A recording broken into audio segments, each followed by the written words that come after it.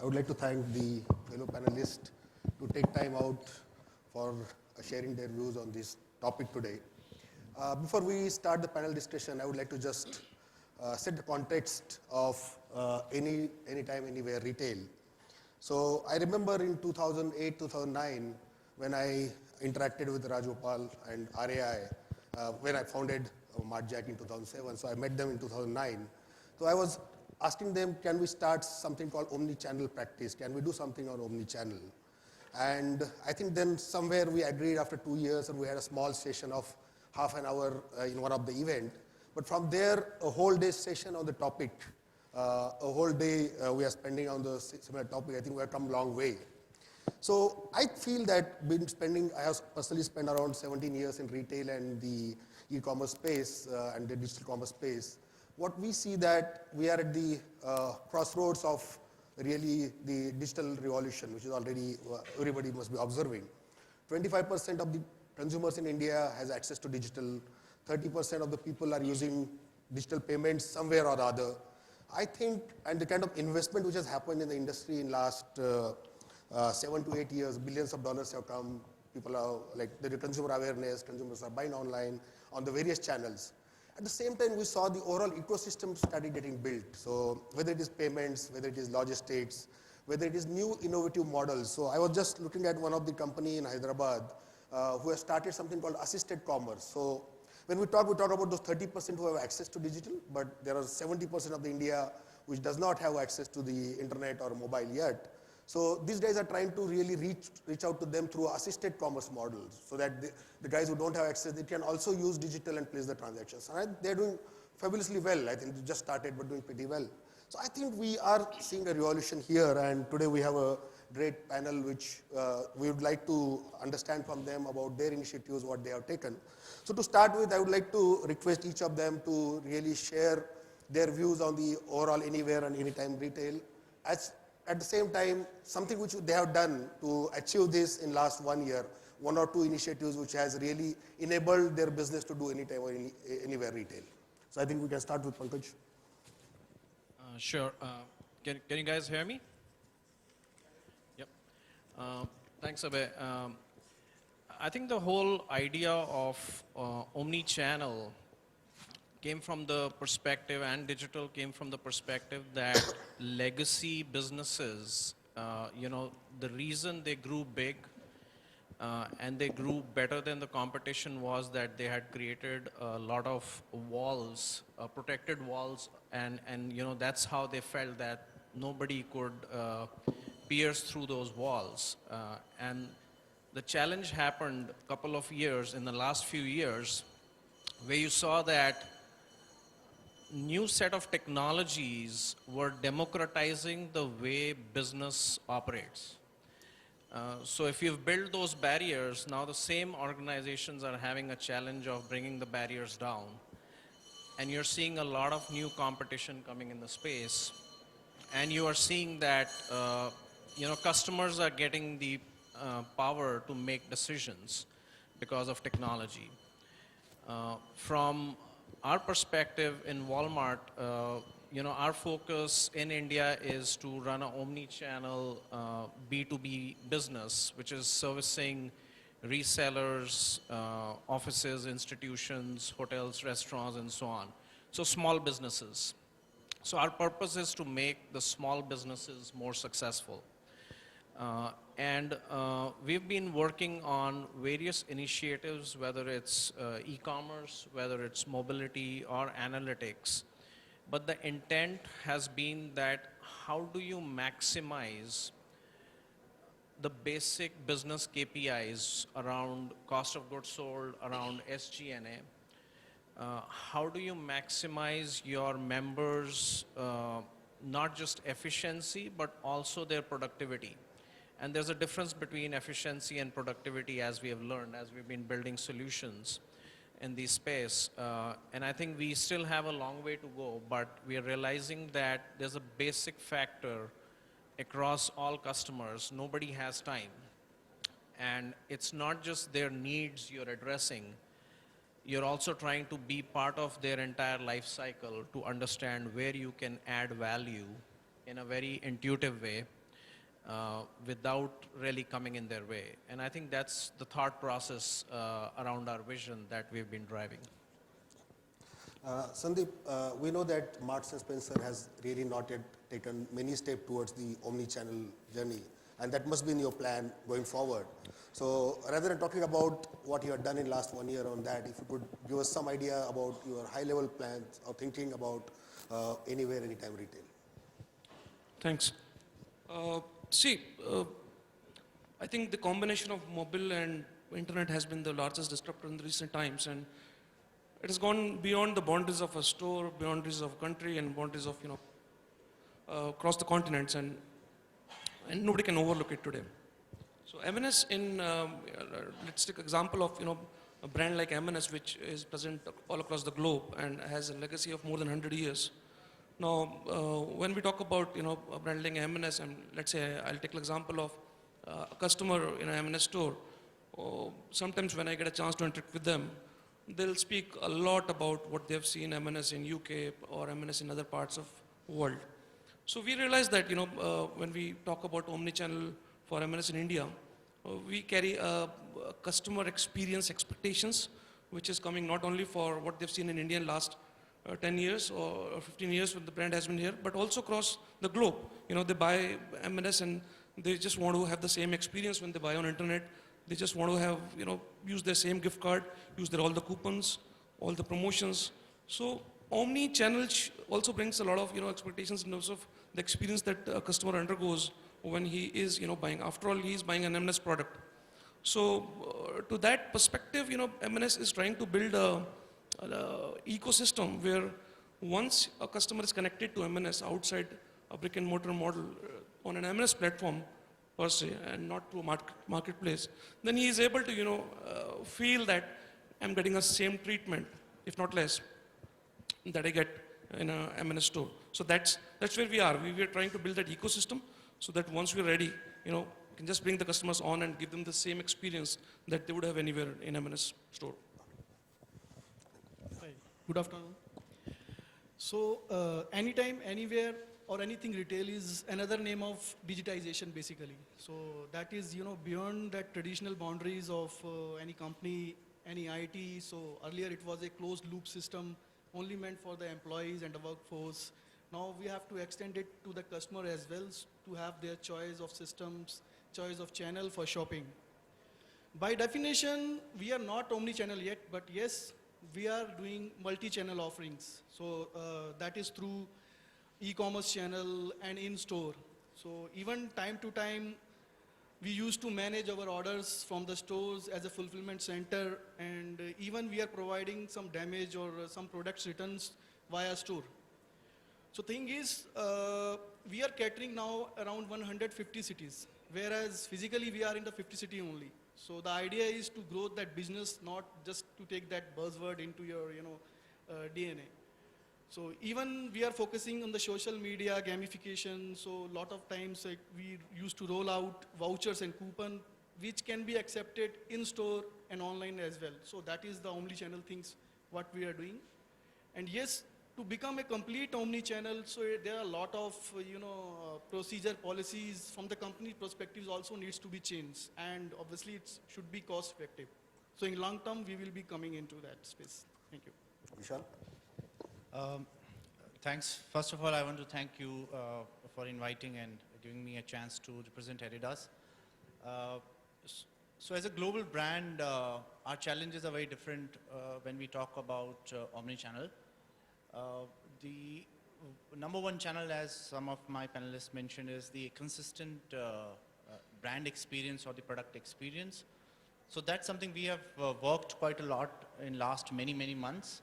So we have already achieved our single view of inventory through franchise stores, what's available in warehouse, what is in transit, what is in transit not only from our factories, but also from other markets which we are importing to India. Because why we are doing this? Number one is because the category we represent, our end consumer is so aware.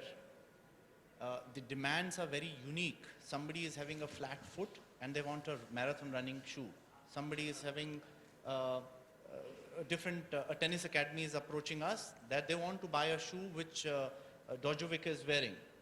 So we need to cater to, and there are certain situations we have seen in last few months, like Urta Punjab, when the main actor, when the promo was hit, so the leading actor was wearing Adidas wings, and nowhere Adidas was mentioned, logo was not mentioned, but end consumer has an eye that they want to find out through social media what is the shoe that this guy is wearing. So what we have done as a company is like the consistent imagery is there across social, and when I talk about social is Instagram, Facebook, all the social available channels. So the brand imagery is consistent wherever you see us, any product, any brand, number one. Number two, what we have done is, in last 1 year, there are 200 stores in India, franchise stores, where endless aisle is implemented. The iPads are there, and the results which we have seen is very, very pleasing to our eyes. And the plan is next 1 year, more than 200 stores, we are going to have endless aisle implemented. So that's the journey we are in, and we are in a very exciting phase in our omni-channel journey. Thanks, Vishal. Pankaj, coming to the Walmart business in India, as on when we're talking today, it's more a B2B business where small hoteliers or the kirana guys are your customers today. So looking at the overall mobile story which is happening in India, where we talk about 60%, 50%, 70%, number changes always. They are buying through mobile or shopping through mobile. What is your experience from your consumer? Because he's not, direct consumer is not yet buying from Walmart in India. So how do you see the adoption from the kirana shop owners or small hoteliers in buying from you through mobile? Yeah, I think the obvious advantage of mobile is that, you know, they can shop from where they operate. And I think the big challenge for the offices or the kiranas or the small businesses is that they cannot leave their business anytime and every time and come to a physical store. Right. So how do you really take a store to them? And they are there in tier 2, tier 3 towns. They have their own set of challenges. They want to get great customer service. They want to get great visibility into the inventory, into new merchandise, into any new promotional activities which are going on. So how do you really carry that excitement all the way to an item level? And I think that's where mobile plays a big role. From a pure solutioning perspective, when we do it, we have to be mindful that they're all carrying different levels of technologies. You know, some of them, and quite a few of them we see, they're even carrying a 2G and no more. They don't want to spend more money. So how do you build technology which is very lightweight and could still operate, could still give you a user experience on a 2G with not too much delay? And I think that's where we kind of get challenged. So we are trying to see it from a customer's perspective. And there are some who are just still carrying a very plain, simple phone. So, you know, how do you then communicate in that scenario? So I think there are a whole lot of, when you meet customers across segments, across cities, you start understanding the challenge of how do you design that behavior in a very intuitive way so that they kind of find the stickiness to reach out and operate and use that solution.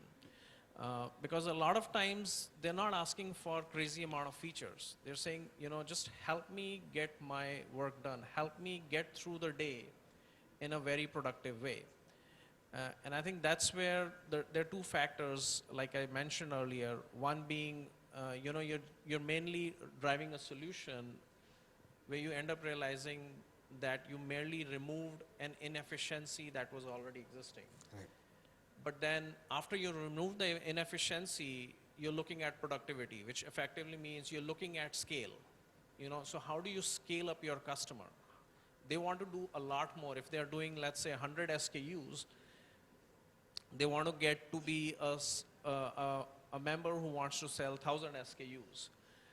But they don't want to add people in their own business. So how do you get them that productivity? How do you think, how do you retool so that they can still be as effective and still grow their own business? So I think that's the mindset and that's the thought process with which we reach out to our customers. So I will come to Vishal, your consumer is a young college going student plus, but many of them are those. Do you see they using mobile as just a browsing destination or a transaction destination? What's your learning in last couple of quarters? So learning in last many months, as I mentioned earlier, as a mobile, is that people are getting more and more aware of our product, brands, the utility of various type of shoes, t-shirts. They read what you call infomercialization. So you need to provide a lot of content to them so that one, consumers understand that what kind of stuff can be used, a sports good or a lifestyle. What's the difference between sports good and lifestyle? Because in India, many consumer what they do, they just buy one shoe. The same shoe is used for running, badminton, but if you see the consumer in Japan and other places, so the average footwear purchase is very high because different use is there for each and every different thing. So what we are trying to do is we are one aspect we are working very hard is to provide more information to our end consumer about our products. That's number one. Number two is what we are trying to do is in our 700 plus franchise stores, we have seen a very unique consumer behavior that people will try different stuff and they won't mind spending 40 minutes, 50 minutes in the store, but the moment they hit the billing counter, then they are very restless, right? So, and within the store itself, they are checking on the mobile whether this product is good, bad, whether it suits. So what we have tried to do is, like we have last 2 months, as a pilot, we have launched Mobile POS.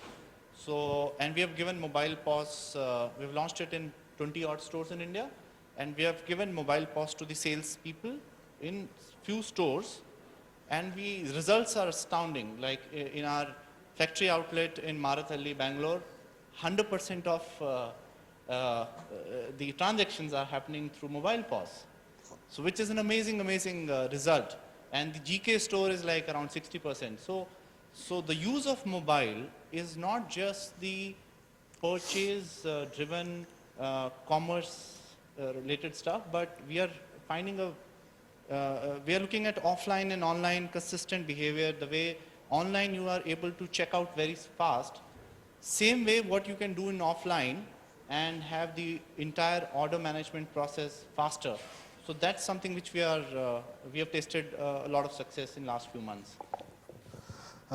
Coming to you, Tarun, so you have been like in India for 10 years now, and you are early adopters of e-commerce. At least you started around 4 years back. Your target audience is women. They are your shoppers. So how do you find their behavior on the mobile as a channel? So yeah, basically mobile is, first point of engagement with the customer. So it's always works in the always connected and engaged model. So in our case, 60% engagement is happening through mobile only on that e-commerce site. And whereas the conversion is only 40%. This means a lot of people are, using social media and using, online channel for product research before buying it. And in most of the cases, people are doing web roaming. That is good for, brick and mortar retailer.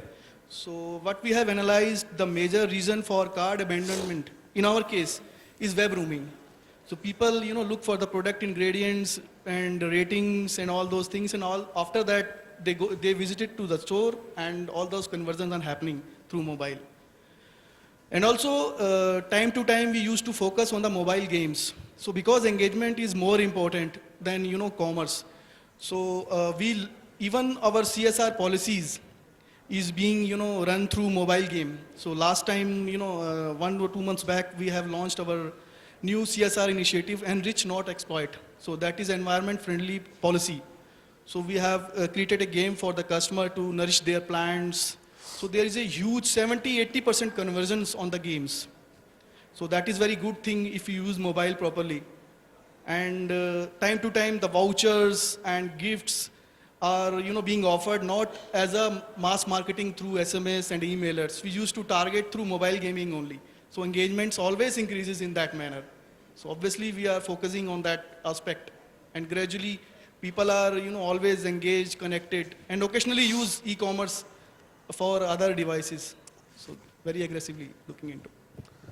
So, as anytime and anywhere retail, as we all know that technology plays a major role to enable it for any retail company. And so the expectations of the consumers are pretty high, as Rajgopal was also saying that today on the digital world, consumer have a very high expectation. So he expects that the consistency in terms of the product experience, the consistency in terms of the pricing, consistency in terms of the overall UI and UX given to the consumer. So I think at the back end also you need to do a lot of work. It looks very simple when we talk omni-channel or anywhere, anytime retail, but enabling it for the organization is not as simple as it looks. So we'd like to understand the challenges which you have faced, and how have you overcome few of them in the last couple of quarters or years.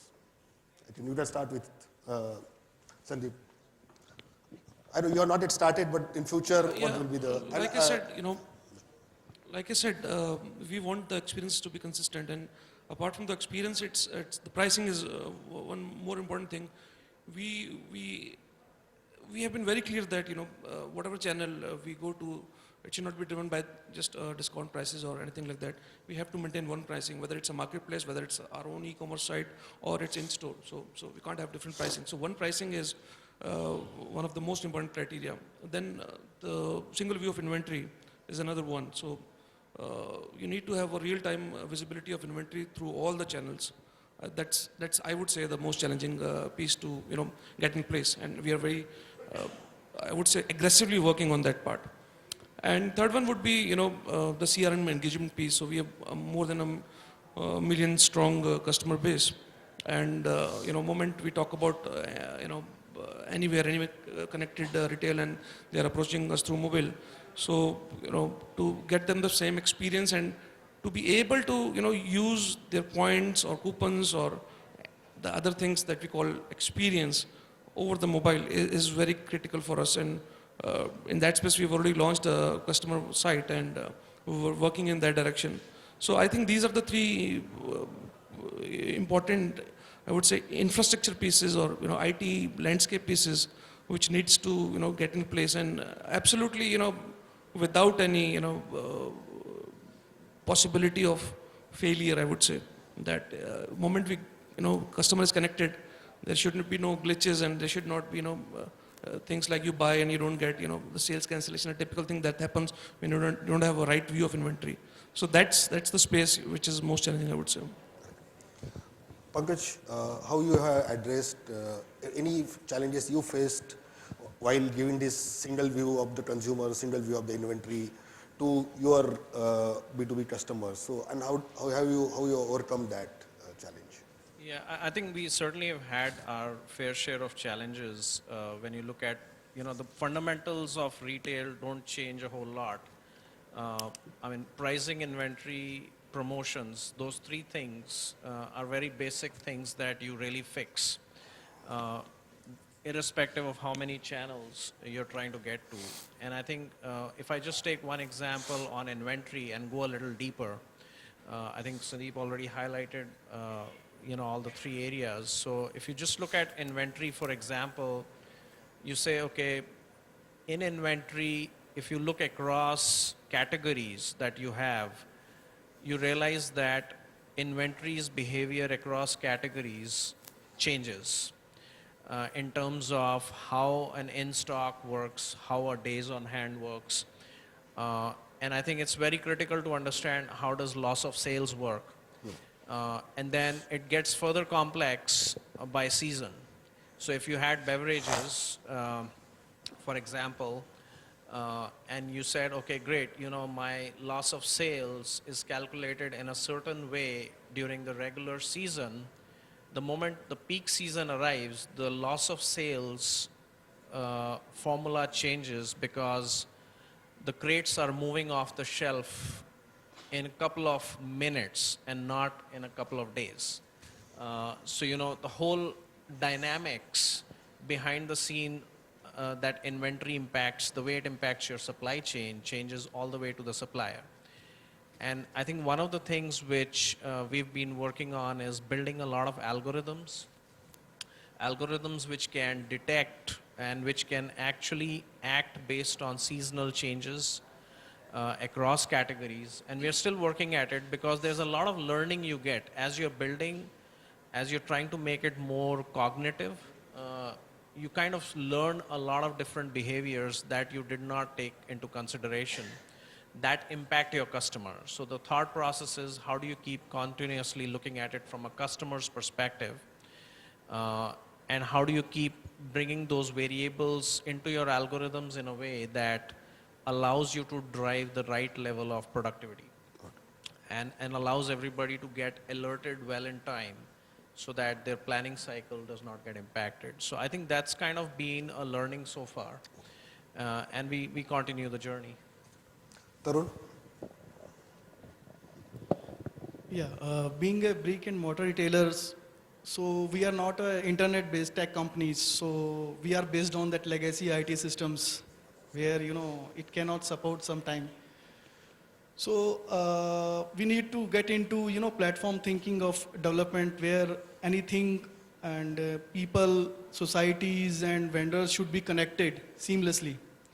So there are two types of basically what we are facing. The challenges are your operational as well as, you know, architectural. In the architectural challenges, the proprietary applications are not open to share anything. So even that APIs, the basic thing to connect multiple, you know, vendor partners are not readily available. So we have to work hard for the customization. Whereas for the operational part, we have geographical spread locations with having inconsistent bandwidth. Even 4G is talked about, but it's not coming up, you know, properly. So apart from this, there are, you know, different set of hierarchy to make seamless experience. Even departments are, you know, working as a silos. Applications are working as a silos. And little tech know-how about workforce, and they are not, you know, at this stage of capability, they are not capable of handling those, you know, technical things. So experiencing a lot of, you know, problems. But as a basics, we are first focusing on that omni-channel loyalty application so that once we set it right, so we can grow accordingly. Vishal, Adidas being a franchisee model, I think your whole 100% model is franchisee as of now, and there are different franchises across India. What are the challenges you are facing when you think about anytime, anywhere retail? Because when you have your own store, sometimes it's easy to implement because it's the whole IT and the whole infrastructure is in your control. You must be having a different kind of experience, and some challenges you faced will be great for the audience to listen. Yeah, so thanks a lot for asking this question. It's a very, very good question. So one of the main challenge we found is that in franchise store, when a consumer comes in, as I mentioned earlier, that your consumer is more aware of your brand or your product than sometimes you. So what happens in the franchise store is the same thing. The salespeople who are selling and showing you the stuff, they need to be aware, trained, and the attrition is very high for those kind of jobs. So it's very nice to say click and collect model, click and reserve model, all those kind of things. But what happens when you go there and to collect which you have reserved, and you change your mind and then you say, you ask the person there, what if I buy this kind of a shoe over this shoe? I hear that this has been launched now. So how do you train? So what we have done as a company is that we have used a cloud-based training and centrally controlled system, wherein if we need to push training to few stores, a cluster of stores or even one store, we can do that. Number two, there are stores like all over country, and we are a very small employee company in India. So if you need to control how the look and feel of, because you need to have consistent brand experience as part of your omni-channel strategy. And if you want to have a similar, you want to see what's happening in Siliguri, the window you have there, and how your brand is represented in that store. How do you, so we tried, our journey started with WhatsApp groups, but then it failed because the number of images and the limitations of groups, it went crazy. So then the same platform was extended, wherein people can share the videos, apart from the training stuff, they can share the videos of various, how your walls are looking, merchandise is looking. So in last 6-7 months now, we are in pretty much good shape that fundamental problem is now cracked. And now we exactly know, sitting in our headquarters in India, that which store has what kind of look and feel, what's selling, what is not selling was already there with us. So, and the next step then when we talk about click and collect and reserve and those kind of things in our journey, so we want to make sure that the people are trained, all those kind of things is taken care of centrally by our training team, because so that's a very important factor which we have tried to manage through these applications. Pankaj, one more question. What we have seen that whenever you think about anytime, anywhere retail, and that includes the store, inside store also, that certain things which we implement. Generally what we observed that there is a resistance from the store level people to adopt anything new, right? It takes time for them for adopting that. So when you implemented, you made all your 22 stores live now where the retailers can buy. What are the challenges you faced during that transition from only place where people can come and buy and people started buying online? Was there any challenges faced? Yeah, no, I think you do always have, there's a level of change technology will always bring. I think one of the things we have learned is that don't sit inside your air-conditioned room and design some stuff that you assume that the whole world is going to love. I think you have to go walk the street with your customers, with your associates. You have to literally live through that pain to understand what exactly is this person really not liking in the way they are operating. And like I said earlier, how do they view efficiency versus productivity, and how much more productive could they get? Because I mean, retail at the end of the day is a people business. You have to be extremely passionate to be in the business, and there are people who are amazingly passionate. I think if you can translate that into something that allows them to get, service the customers, just have fun doing this business on a day-to-day basis, I think that's really where you create the wow factor. And I think that's really where you feel the pain of translating. It's not just about deploying technology, it's about technology adoption. So one of the metrics which I measure myself and my team against is that, is there technology adoption happening? Is there a good chance of it happening as you're getting into understanding what people are looking for? And if it's a pure deployment, frankly, nobody really cared what you did. So I think that's something you have to be very mindful of. So before we start the Q&A, last question to all the panelists, quick question. So we would like to know one or two things which would like to implement in this financial year by March 2017, which will enable you to do better anywhere, anytime retail. One or two. We shall start from you. So as you all know that we've got the own retail license. So my next year's calendar is already blocked to work on the own retail, how we get it right.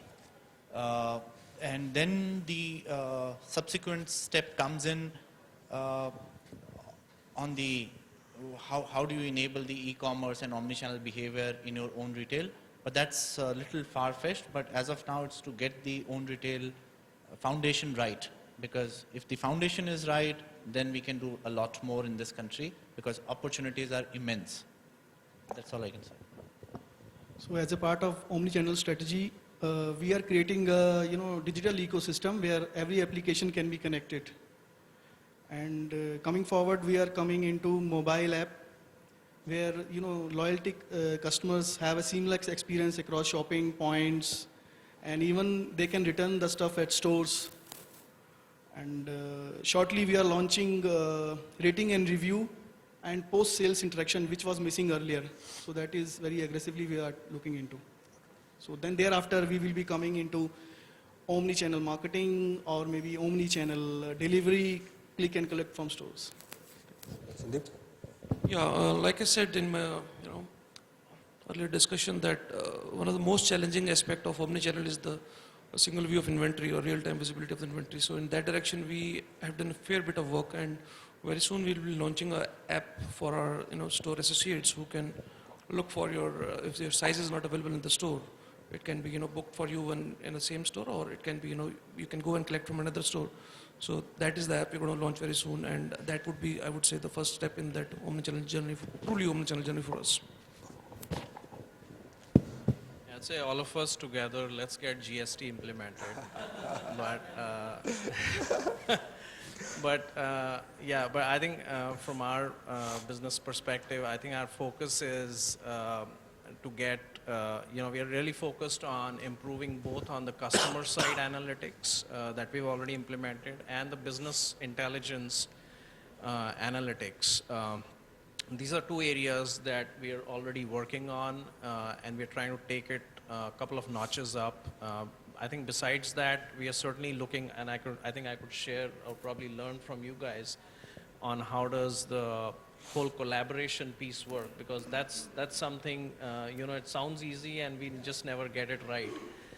So I think that's another area that we're keenly looking forward to. I think the questions.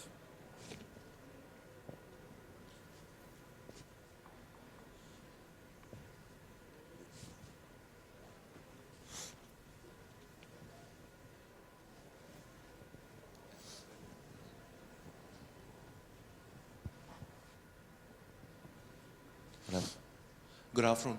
Thank you for an interesting discussion. I had comments and questions for all four of you, actually. First a comment to Mr. Vishal from Adidas.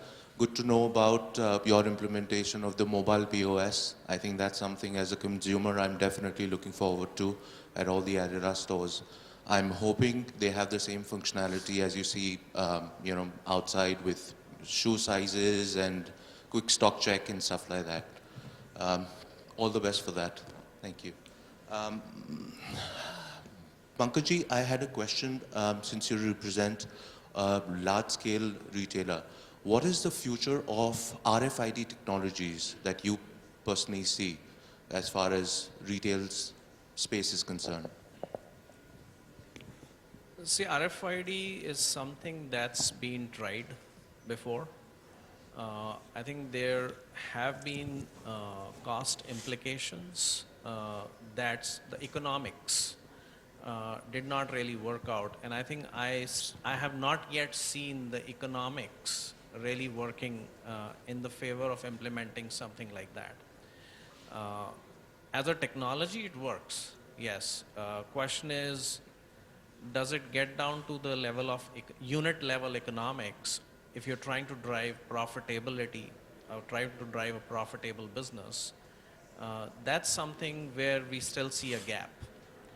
We have done pilots at a global level and they work. I mean, it's just the economics part is where a lot of struggle is what we've seen. Thank you. Next question would be from Sandeep ji. So you represent Marks and Spencer. We were talking about how a lot of consumers are driven with what their experience of Marks and Spencer outside India as well. Just wanted your thoughts on Marks and Spencer has a loyalty program within India, but that is only for India. It's not for, use in the UK. Any particular reason for that? Or, since we are getting into omni-channel, and I'm sure retailing worldwide would be important now. Yeah, I can just comment only on small part of it. See, Marks and Spencer traditionally in UK, which is our largest market, had a loyalty program driven by a co-branded credit card till very recently. Only last year they launched a true, points-based program which is called Sparks, and we, M&S India, launched a loyalty program which is point-based loyalty program in 2009. So we were ahead of the game, I would say. So yes, there are plans. That program in UK is pretty new, the Sparks program. More than points, it's about the experience that you get with Marks and Spencer. So it's not merely earning points or certain percentage of your purchase. So there are plans to take it globally. So as and when that happens, you will hear about it. But as of now, that program is still maturing in UK. All right. Well, I'm I looking think in the forward interest to. of time, I think we will catch up with the panelists offline a short of time. Thank you. Thank you. I would like to thank everyone for being here and sharing all their experiences with all of you. Thanks. Thank you. Thank you.